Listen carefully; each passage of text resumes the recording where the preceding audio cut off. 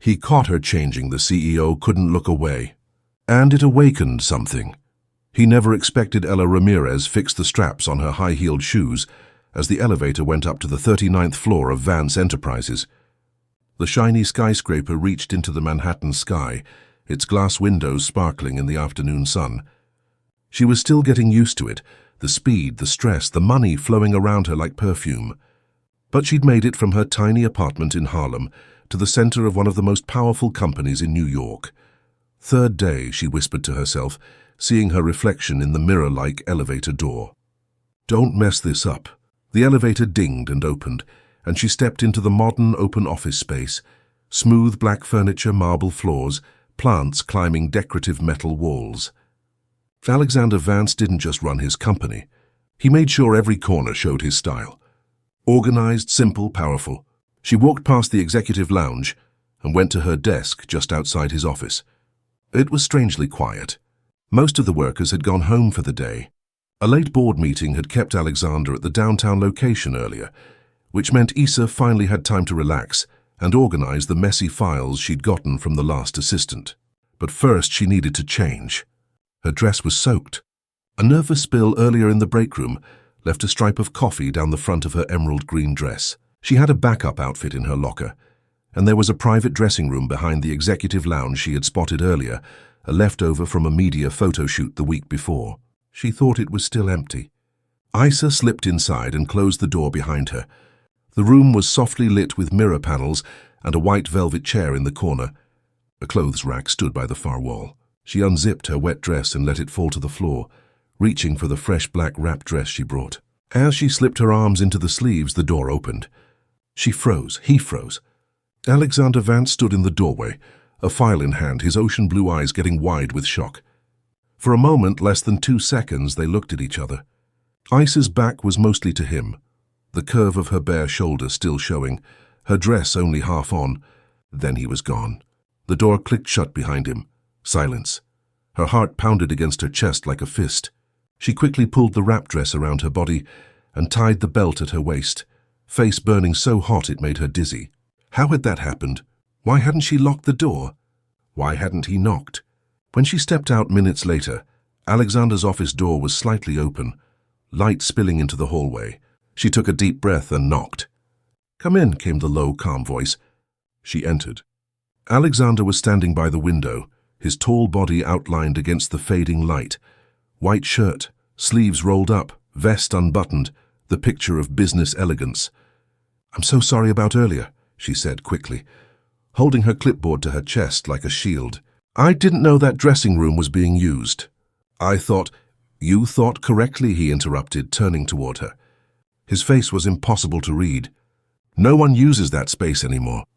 I only went in to get a file from the cabinet inside. I should have knocked."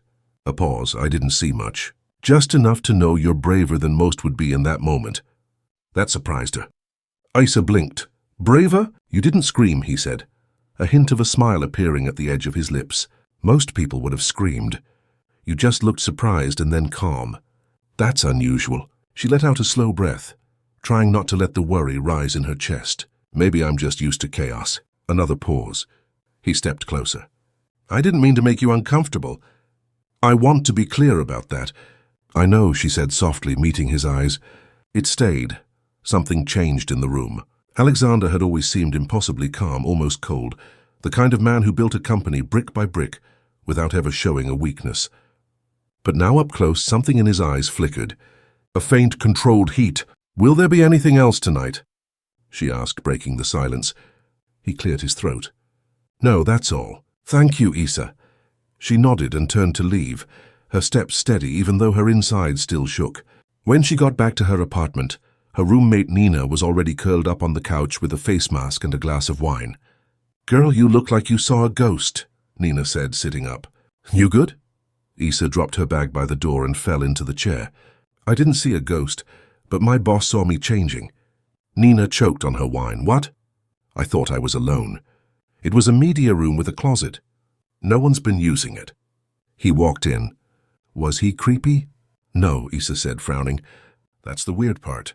He was respectful, quiet, left right away. But then he looked at me differently.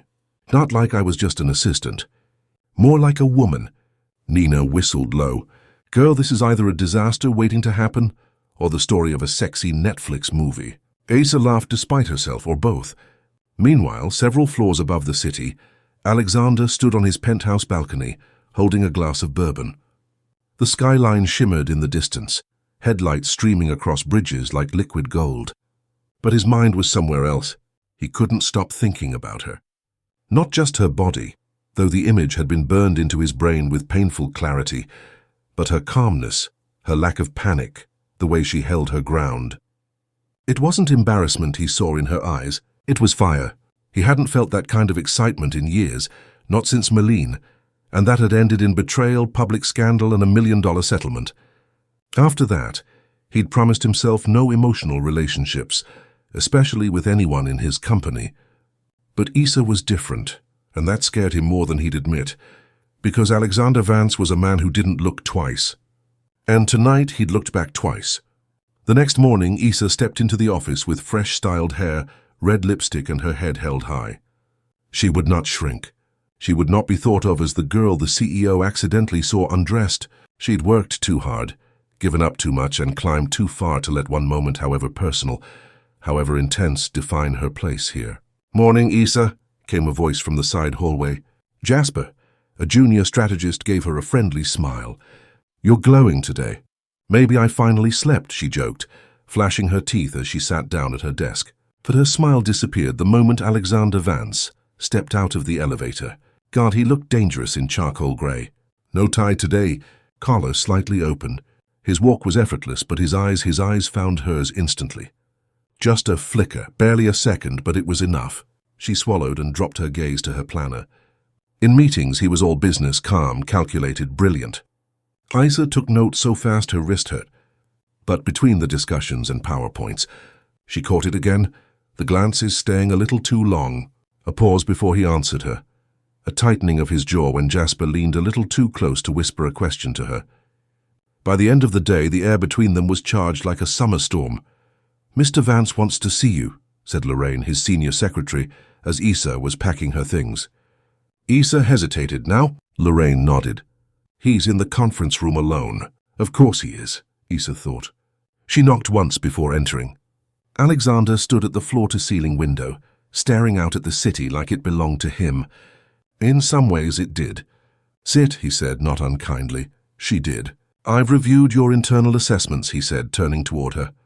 "You're too skilled for this job." Issa blinked. "Excuse me? I've seen your education, your side projects, even a few sketches you left in the printer last week." She stiffened. "Those were personal. They were good," he said. "Really good." His eyes met hers again. "Strong and unreadable. You don't belong behind a desk managing my schedule, Issa. You should be leading creative projects. I applied for assistant because I needed the job." "I know, but I'm offering you something more." A pause. He stepped closer, but not too close. Just enough that she felt the warmth of him. "I want you to help lead a new fashion project. We're launching the Emerge project, sustainable, local, minority-focused. I want your vision, your design skills." Her breath caught. "Why me?" "Because you're not afraid to challenge me," he said quietly, "and because I haven't been able to stop thinking about you since that moment." Silence. Issa's heart slammed so hard she thought he might hear it. "I know this could be seen as wrong," he added, "but I'm not asking you to sleep with me. I'm asking you to trust that I see your talent, and I want it on this team." She stood slowly. "And if I say no, you keep your job," he said, "but I'll regret it." Her eyes searched his, looking for lies, for arrogance, for a trap. But she found none. "I'll think about it," she said, and walked out. 2 weeks later, the party at the Glass House was a show of polished steel, velvet gowns, and whispered power. The Emerge project was being shown to investors and media, and Issa was one of its featured artists by name. Her black silk gown hugged her body, the high slit showing her honey-toned legs. The neckline dipped just enough to be bold, not desperate. Her natural curls were pinned up with gold combs, highlighting the royal lines of her face. She didn't just look like she belonged. She looked like she owned the room. Alexander saw her from across the floor mid-conversation with a board member. His breath caught in his throat. She was a vision. She hadn't told him what she was wearing. He hadn't seen the final dress. but now he couldn't look away. As she moved across the room, other men noticed. Heads turned, eyes lingered, especially one. Logan Rayner, an arrogant executive with old money and a mouth that didn't know when to stop, approached Issa at the champagne table. "Well, well," Logan said, raising his glass. "Didn't expect the assistant to clean up like this. Looks like someone's sleeping their way into fashion." Issa's smile didn't change. "No, Logan, just working circles around people like you." Logan chuckled. "Feisty, I like it." "She said she's not interested," came Alexander's voice, cold and clear. Logan turned. A flash of surprise, then discomfort as Alexander stepped between them. "Find another target," he said, "before I make you regret it." Logan scoffed, muttered something about power trips and disappeared into the crowd. "You didn't have to do that," Issa said, not meeting his eyes. "Actually, I did." A beat passed. Then he offered her his arm. "Walk with me." They walked onto the rooftop terrace, where the city lights shimmered like fireflies below them. "You're stunning," he said, voice low. "You know that, don't you?" Issa let out a breath. "I thought we were being professional." "We were. Then what was that inside?" "The way you looked at me." He hesitated, then turned toward her, stepping closer. "I'm trying, Issa. I'm trying to be the man who deserves to work beside you. But I'd be lying if I said I didn't want more." She held his gaze, not looking away. "So what happens now? You pull me in, then get bored when it gets hard. I lose my job, my name." "No," he said firmly. "You set the pace. You tell me what's real.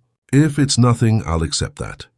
She studied him, his posture, his breath, the flicker of doubt in his eyes. And then she kissed him.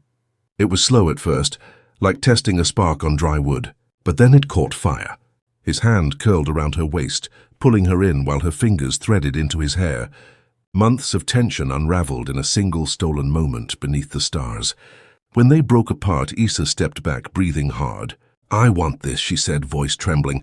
"But I want to be more than a moment for you, Alexander." He reached out and brushed a curl from her cheek. "You already are." She turned, heart racing, and walked back inside, leaving him breathless. A week later, the rooftop kiss still played on repeat in Issa's mind. Her body still remembered the press of his hand on her waist, the way his lips trembled for control, even as passion took over. But what followed wasn't chaos. It was clarity. Alexander hadn't tried to rush her. He hadn't cornered her into private dinners or late-night texts. Instead, he showed up every day at the office like nothing had changed, except everything had. And Issa noticed it, in the way he looked at her during meetings. In how he listened when she spoke, really listened. In how her designs for the Emerge project were suddenly prioritized, elevated, championed. But she needed more than his attention. She needed his honesty. The Emerge project was officially launching that night with a showcase and benefit auction at a private gallery in Soho. Issa had worked for weeks, pouring her ideas into each piece, sketching, stitching, fine-tuning fabrics with a local seamstress in Harlem. This wasn't just fashion. It was identity, legacy, healing.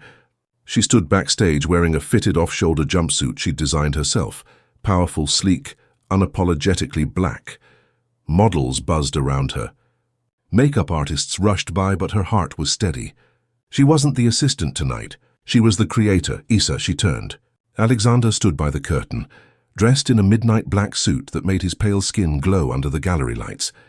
No tie, just sharp lines and stormy blue eyes. He looked at her like she was the art. "You okay?" he asked. She nodded. "Better than okay. I'm ready." He stepped forward, voice lower. "I meant what I said that night on the rooftop." "I know," she replied. "But I don't want to be the woman you notice after one unexpected moment. I want to be the woman you choose every day, even when it's hard." Alexander paused, his expression tightening like someone opening an old wound. "My ex-wife used to say I only gave half of myself, that I was too distant, too focused on the company, and she wasn't wrong." "Then why are you here?" Issa asked softly. "Because when I saw you, yes, in that moment, yes, undressed, I wasn't looking at your body. I was looking at someone completely unafraid to be seen, someone who didn't flinch, someone real." His eyes held hers. "You terrify me," he whispered. That surprised her. "Why?" "Because I want you. Not for a night, not for a distraction. I want to wake up next to you and see what you'll say. I want to challenge you and be challenged back." And that means letting go of every wall I've spent years building. She looked at him for a long, still second. Then she smiled. Good. I don't want a man who needs a pretty face to fill his silence. I want a man who can sit with my storm. Their hands brushed. Not a kiss, not yet, but a promise. The show began with a burst of rhythmic drums and soft background lights. The runway was framed in living greenery, a nod to sustainability and rebirth. Models of all shades and sizes walked the stage in clothes that showed culture and modern edge. Isa's designs, bold fabrics, gold accents, Afrocentric cuts paired with futuristic lines, brought the crowd to their feet. Alexander watched from the front row, surrounded by investors and press, but his eyes never left the woman who had made it all happen. After the final bow, the applause grew. Isa stepped out from behind the curtain, hesitant at first, but the cheers only grew louder. A flash of camera lights, a sea of claps, and then she saw him, Alexander, standing, clapping the hardest. Later that night, they found themselves alone in his penthouse high above the sleeping city. He poured 2 glasses of wine, but Isa barely touched hers. The tension wasn't nervous. It was magnetic. I didn't expect to feel this way, she said, stepping closer. Neither did I. She reached up and brushed her fingers across the collar of his shirt. You didn't come into my life gently, Alexander. I don't do gentle well, he admitted, but I'll try for you. He kissed her then, not like that first rooftop kiss, desperate and questioning, but with confidence. Slow, certain. His lips tasted like truth. Her hands tangled in his shirt as he deepened the kiss. He lifted her easily, carrying her across the room past the glass windows and city lights, into the warmth of his bedroom. They undressed, not in a rush, but with respect. Every button, every touch, a conversation. His hands trembled when they found her skin, like he couldn't believe she was real. Their bodies moved together like they'd done this for lifetimes. And when they lay wrapped in each other, breathless and bare, Isa whispered, I've never felt so seen. Alexander pressed his lips to her forehead. That's because I'm finally looking with my whole heart. Weeks passed. The Emerge project exploded in popularity. Fashion blogs raved.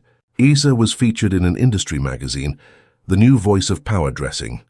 Her old neighborhood celebrated her. Even her high school art teacher reached out. And at work the whispers came too. Isn't that the CEO's assistant? Must be nice having powerful connections. She came from nowhere and now she's designing entire lines. But Isa didn't shrink anymore because she had come from nowhere and she was good. She'd earned her place. Alexander stood by her through it all. Never possessive, never controlling, just there, a steady, quiet support. The power couple no one expected, but no one could deny. One afternoon, as she prepared for a community outreach photo shoot in Harlem, he walked into her office holding a rolled-up blueprint. Is this another surprise project? She teased. No, he said, eyes shining. It's a studio for you in Soho. Rent paid, your name on the door. You can launch your own line. Isa froze. But I'm still with Vance, she said. You don't want me to leave. I want you to build your future your way. I'll support it, even if it means watching you fly without me. She stood and walked around the desk, heart pounding. You want me to choose you, but you're not afraid to let me go? Because love shouldn't feel like a cage, he said. It should feel like wings.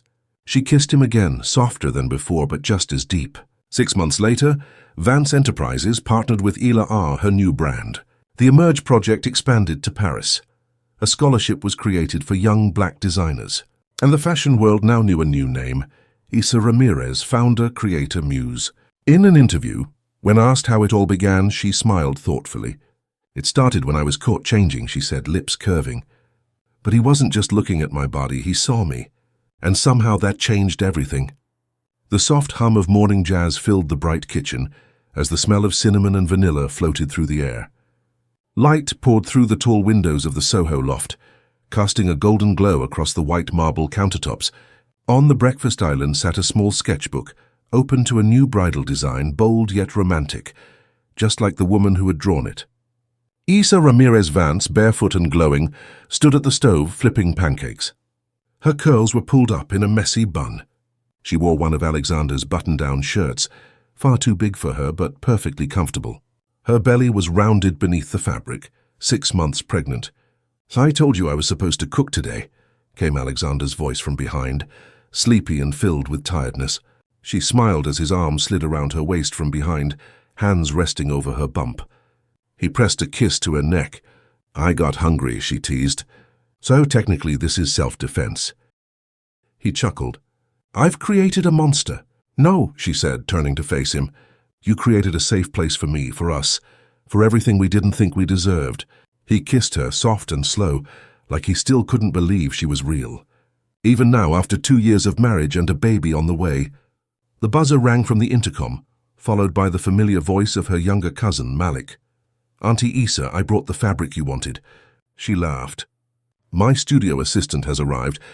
Alexander raised an eyebrow. "Do I need to start paying him?" She said pancakes were enough. Alexander walked toward the door to buzz him in, glancing back at her once more. "You know, sometimes I still think about that day." She arched a brow. "The day you walked in on me changing." He grinned. "That's the one. It was the most unexpected moment of my life, and the best thing that ever happened to me." Isa laughed. "It was supposed to be my worst moment, but I guess fate had a better idea."